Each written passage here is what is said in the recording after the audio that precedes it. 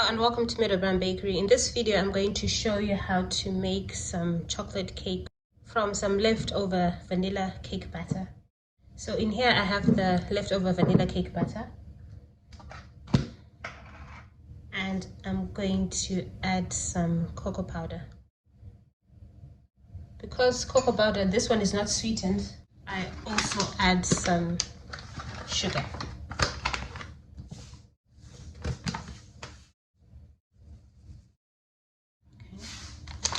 And then you mix it together.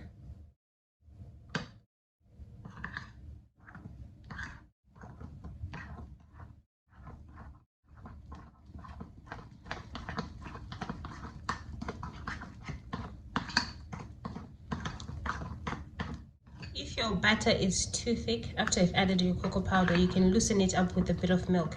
But for me, this is the right consistency. And that's it. That's how simple it is to make chocolate cake batter from leftover vanilla cake batter.